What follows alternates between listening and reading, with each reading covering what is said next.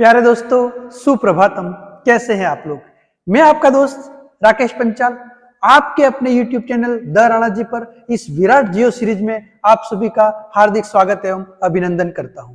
दोस्तों, विराट जियो सीरीज में हमने राजस्थान की ज्योग्राफी में भौतिक प्रदेशों का अध्ययन कर रहे हैं और जिसमें हमने पश्चिमी मरुस्थलीय प्रदेश, दक्षिणी पूर्वी पठारी प्रदेश तथा पूर्व के मैदान का अध्ययन कर लिया है। अब हम लोग दोस्तों मध्यवर्तीय अरावली पर्वतीय प्रदेश का अध्ययन करने जा रहे हैं। जैसा कि मैंने आप लोगों को बताया दोस्तों, क्योंकि ये राजस्थान के मध्य में है तथा पर्वतीय श्रृंखला है, इसलिए दोस्तों हम लोग इसको मध्यवर्तीय तथा क्योंकि यह क्षेत्र जो है अरावली पर्वतीय क्षेत्र से रिलेटेड है, इसलिए दोस्तों इसको हम लोग अरावली पर्वतीय प्रदेश के नाम से जानते हैं। अब एक्चुअल में मैंने जब आपको दक्षिणी पूर्वी हाड़ौती का पठारी क्षेत्र पढ़ा रहा था, उस समय दोस्तों मैंने आपको एक बताया था कि बूंदी में जो पहाड़ियां हैं उन पहाड़ियों को अडावला कहा जाता है। ठीक है दोस्तों, तो बूंदी की जो पहाड़ियां हैं उनको क्या कहा जाता है? अडावला। और इसी अडावला की जो बूंदी की पहाड़ियां हैं, यहीं से ये शब्द निकला है अरावली दोस्तों। तो ये जो अरावली शब्द की उत्पत्ति हुई है वो कहां से हुई है दोस्तों? तो ये हुई है बेसिकली किस शब्द का एक रूप है? ये अडावला का। और अडावला कहां पर है? बूंदी में जो पहाड़ियां हैं दोस्तों उसको हम लोग किस नाम से जानते हैं? अडावला के नाम से जानते हैं दोस्तों। ठीक है, अब दोस्तों हम लोग इस अरावली पर्वतीय प्रदेश का अध्ययन करते हैं।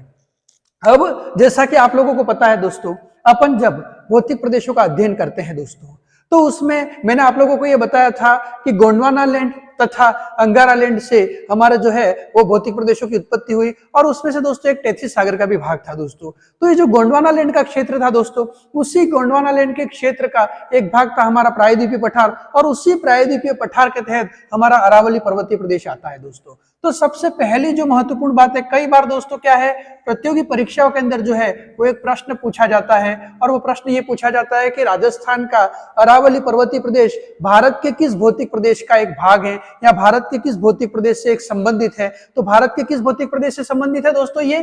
तो इसको जब अपन लोग कहते हैं तो ये भारत के प्रायद्वीपीय पठार का एक भाग है।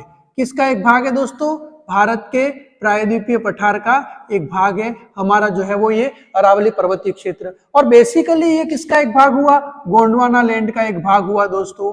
ठीक है, किसका एक भाग हुआ? गोंडवाना लैंड का एक भाग हुआ। तो दोस्तों यहाँ पर जो अरावली पर्वतमाला की उत्पत्ति हुई तथा अरावली पर्वतमाला का जो निर्माण हुआ दोस्तों, ये एक्चुअल में जब अपन लोग देखें तो दक्षिण के पठार में एक धारवाड़ क्रम की चट्टानें हैं।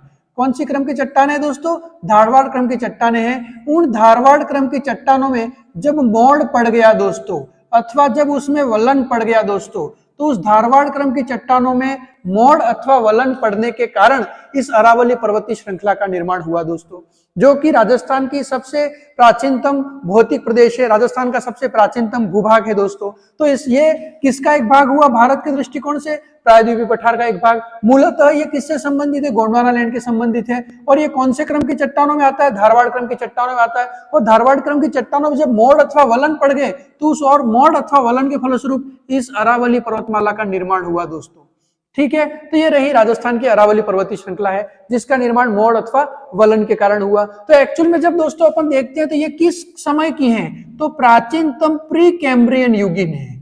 कौन से युग में है दोस्तों? आद्य कल्प में प्री कैम्ब्रियन युग में जो है वो अरावली पर्वतमाला का निर्माण हुआ। किस युग में निर्माण हुआ? प्री कैम्ब्रियन युग में इसका निर्माण हुआ। तो दोस्तों कई बार ये प्रश्न इस प्रकार से भी पूछा जा सकता है। तो देखो इसमें क्या हो जाएगा, राजस्थान की ही नहीं अपितु भारत की प्राचीनतम।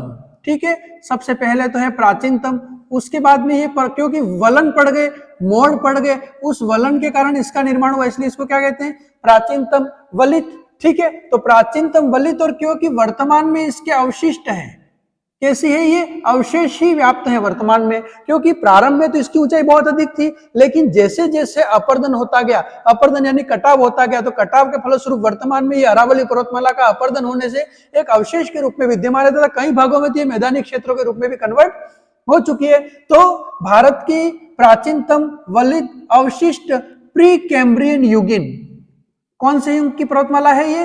प्री कैम्ब्रियन युगीन पर्वतीय श्रृंखला जो है वो कौन सी है? अरावली पर्वतमाला है। कौन सी पर्वतमाला है हमारी? अरावली पर्वतमाला है दोस्तों। ठीक है, तो ये उससे रिलेटेड अगर प्रश्न पूछा जाए तो ये उससे रिलेटेड हो गया। अब दोस्तों हम लोग जब बात करते हैं तो भारत में इसकी स्थिति कहां तक है?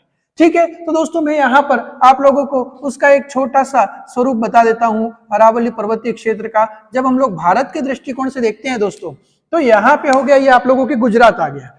ठीक है, तो गुजरात आ गया। गुजरात के अंदर एक क्षेत्र है दोस्तों, उसका नाम है खेड़ ब्रह्मा। कौन सा क्षेत्र है? खेड़ ब्रह्मा। और ये कहां पर है दोस्तों? पालनपुर जिले में। कहां पर है? पालनपुर में। वहां से शुरू होती है। तो गुजरात, गुजरात के बाद में फिर ये दोस्तों राजस्थान, राजस्थान के बाद में फिर ये दोस्तों हरियाणा, और हरियाणा के बाद में फिर ये दोस्तों दिल्ली। तो यहाँ पे जब अपन लोग देखेंगे तो ये गुजरात में, उसके बाद में फिर ये राजस्थान में, राजस्थान के बाद में फिर ये हरियाणा में, और फिर हरियाणा के बाद में ये दिल्ली में। यहां तक ये पर्वतीय श्रृंखला फैली हुई है। अगर भारत के दृष्टिकोण से अपन लोग देखते हैं तो भारत के दृष्टिकोण से इसकी शुरुआत कहां पे होती है? खेड़ ब्रह्मा पालनपुर में शुरू होती है, तथा ये समाप्त कहां पर होती है? तो दिल्ली में एक पहाड़ियां हैं जिसको अपन लोग कहते हैं रायसीना हिल्स की पहाड़ियां। क्या कहते हैं इसको अपन? रायसीना हिल्स की पहाड़ियां। तो इन रायसीना हिल्स की पहाड़ियों में जाकर के ये समाप्त हो जाती है। लेकिन राजस्थान में जो है वो ये पर्वतीय श्रृंखला कहां से शुरू होती है? तो दोस्तों राजस्थान में ये पर्वतीय श्रृंखला शुरू होती है आपके सिरोही से। कहां से शुरू होती है? सिरोही से। और राजस्थान में ये पर्वतीय श्रृंखला खत्म कहां पे होती है? तो राजस्थान में खत्म होगी आपके झुंझुनू में जाकर के खत्म होगी। इस प्रकार से सिरोही से लेकर के झुंझुनू के बीच में इसका विस्तार राजस्थान में। क्लियर हो गया? तो अगर अपन लोग अरावली पर्वतमाला की स्थिति की बात करते हैं भारत के दृष्टिकोण से, तो भारत में ये गुजरात, राजस्थान, हरियाणा और दिल्ली तक फैली हुई है। प्रारंभ कहां से हो रही है? खेड़ ब्रह्मा पालनपुर से प्रारंभ हो रही है। गुजरात, गुजरात के बाद में राजस्थान, राजस्थान के बाद हरियाणा, हरियाणा के बाद दिल्ली, और दिल्ली में कहां जाकर के खत्म होती है? रायसीना हिल्स की पहाड़ियों में खत्म होती है। और इसीलिए आपने देखा होगा कि कई बार अपन अरावली पर्वतमाला को क्या कहते हैं? दिल्ली श्रेणी की पर्वतीय श्रृंखला है। ये क्या कहते हैं इसको? दिल्ली क्रम अथवा दिल्ली श्रेणी की पर्वतीय श्रृंखलाओं के रूप में भी जो है वो अरावली पर्वतमाला का अध्ययन किया जाता है दोस्तों। ठीक है, तो इस चीज को जब अपन लोग देखते हैं यहाँ पे दोस्तों, तो ये चीज जो है वो यहाँ पर महत्वपूर्ण बन जाती है। उसके बाद में फिर अपन लोग जब देखते हैं दोस्तों, तो इसकी अगर अपन लोग देखें यहाँ पर खेड़ ब्रह्मा से लेकर के रायसीना हिल्स तक की जो कुल लंबाई है, ये कुल लंबाई यहाँ तक कितने किलोमीटर है दोस्तों? 692 किलोमीटर। कितने किलोमीटर है? 692 किलोमीटर है। और इसमें से राजस्थान में इसकी लंबाई कितनी है दोस्तों? 550 किलोमीटर। राजस्थान में लंबाई कितनी है? 550 किलोमीटर। अर्थात कुल अरावली पर्वतमाला का लगभग 80% भाग किस राज्य में फैला हुआ है? राजस्थान में फैला हुआ है। कितना प्रतिशत भाग फैला हुआ है दोस्तों? 80% भाग जो है हमारे राजस्थान में फैला हुआ है। तो ये हमारा अरावली पर्वतमाला की स्थिति की बात जब हम लोग करते हैं राजस्थान के हिसाब से। अब दोस्तों यहां से जब हम लोग आगे बढ़ते हैं दोस्तों इस अरावली पर्वतीय श्रृंखला के बारे में, तो इसकी दिशागत स्थिति अगर अपन लोग देखें दोस्तों, तो ये रहा दक्षिण भाग और ये रहा पश्चिम भाग। तो राजस्थान में ये कहां से कहां की ओर फैली हुई है दोस्तों? दक्षिण पश्चिम से फैली हुई है। ठीक है, और दक्षिण पश्चिम से फैली हुई है, तो यहाँ कहां तक है दोस्तों? ये उत्तर पूर्व की ओर। कहां तक है दोस्तों? दक्षिण पश्चिम से उत्तर पूर्व की ओर फैली हुई है। तो दक्षिण पश्चिम में जब आप लोग देखोगे तो इसकी चौड़ाई अधिक है।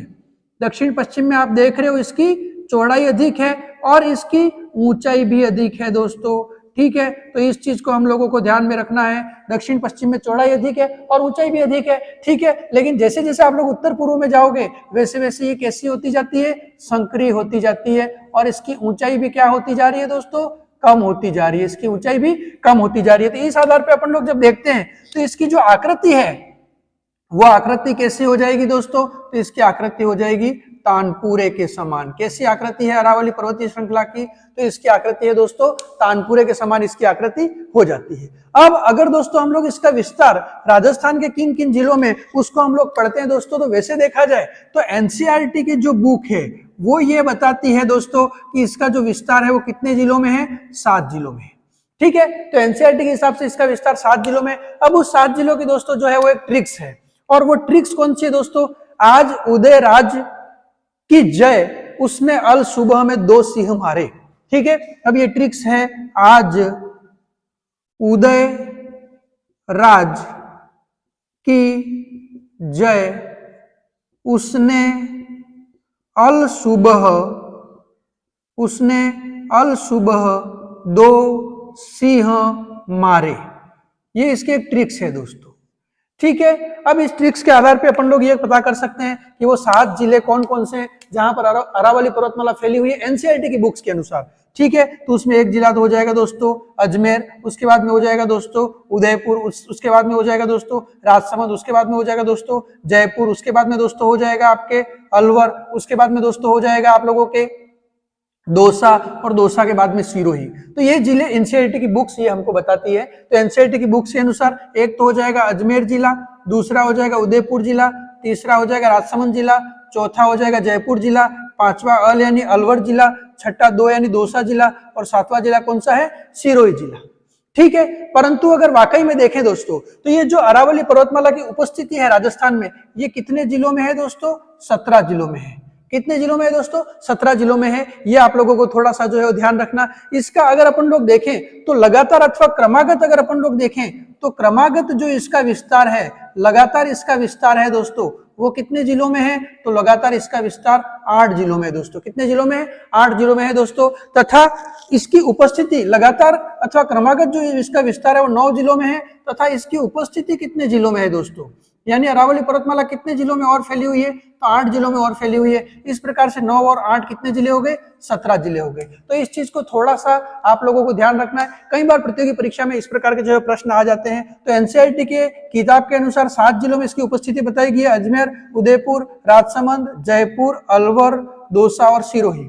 लेकिन क्रमागत अथवा लगातार ये 9 जिलों में फैली हुई है, तथा इसमें 8 जिलों में इसके अवशेष विद्यमान है, इसकी उपस्थिति है। इस प्रकार राजस्थान के लगभग 17 जिलों में अरावली पर्वतमाला का विस्तार पाया जाता है। अब इससे रिलेटेड कुछ प्रश्न अगर हम लोग देखें दोस्तों, तो अरावली पर्वतमाला का सर्वाधिक विस्तार किस जिले में है।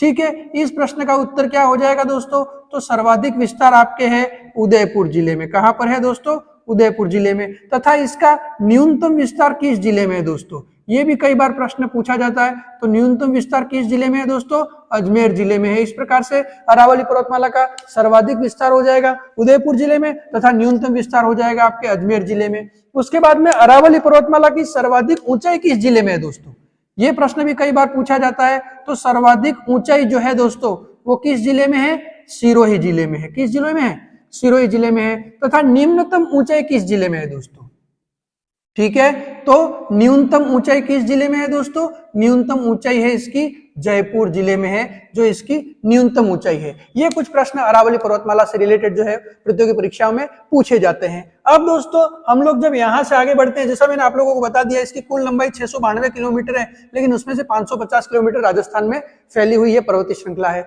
अब इस पर्वतीय श्रृंखला की विशेषता क्या है, उस चीज को अपन लोग थोड़ा सा देख लेते हैं। तो पहली विशेषता तो क्या हो जाएगी दोस्तों इस अरावली पर्वतीय श्रृंखला की, तो सबसे पहली विशेषता हो जाएगी ये भारत की प्राचीनतम वलित पर्वतीय श्रृंखला, ये पहली विशेषता। दूसरी विशेषता दोस्तों, क्योंकि यहाँ आग्नेय प्रकार की चट्टानें पाई जाती है, तो यहाँ धात्विक खनिज पाए जाते हैं, और धात्विक खनिज पाए जाते हैं। इस दृष्टिकोण से हम लोग देखें दोस्तों, तो यह राजस्थान में खनिजों के दृष्टिकोण से सर्वाधिक धनी क्षेत्र है। तो राजस्थान में खनिजों की दृष्टिकोण से सर्वाधिक धनी भौतिक प्रदेश कौन सा है दोस्तों, तो वो यही हो जाएगा आप लोगों के अरावली पर्वतीय प्रदेश। उसके बाद में अपन लोग अगर देखें दोस्तों, तो ये जो अरावली पर्वतमाला है वो नदियों का उद्गम स्थल है। यहाँ से कई सारी नदियां जो है वो निकलती है दोस्तों, तो नदियों का उद्गम स्थल भी कहते हैं। उसके बाद में अगर अपन लोग देखते हैं दोस्तों, तो राजस्थान की संस्कृति का पालना भी इसको कहते हैं, तथा आदिवासी समाज जो है वो इस क्षेत्र में सर्वाधिक मात्रा में निवास करता है, इसलिए अपन लोग इसको आदिवासियों की आश्रय स्थली के रूप में भी जानते हैं। और इसके अलावा अगर अपन लोग देखें दोस्तों, तो ये जो अरावली पर्वतमाला है वो दोस्तों भारत के महान जल विभाजक रेखा का निर्माण करता है। किसका निर्माण करता है, महान जल विभाजक रेखा का निर्माण करता है। अर्थात अरावली पर्वतमाला जो है वो जल को 2 भागों में डिवाइड करती है, तो ये महान जल विभाजक रेखा का भी निर्माण करती है। इस प्रकार पहली विशेषता प्राचीनतम वलित पर्वतीय श्रृंखला, दूसरी विशेषता खनिजों के दृष्टिकोण से धनी पर्वतीय श्रृंखला, तीसरी विशेषता महान जल विभाजक का निर्माण करती है दोस्तों। चौथी जो प्रमुख विशेषता है वो क्या है, आदिवासी जो समाज है, आदिवासी जो जनजाति लोग है वो यहाँ निवास करते हैं, तो उनकी आश्रय स्थली है। उसके अलावा संस्कृति का पालना भी कहते हैं दोस्तों, है ना। और यहाँ पर पर्वतीय अथवा लाल प्रकार की मिट्टियां पाई जाती है। ये इस अरावली पर्वतीय क्षेत्र की कुछ विशेषता हो गई। अब अपन लोग पढ़ेंगे अरावली पर्वतमाला के उपभाग। धन्यवाद, शुभकामनाएं।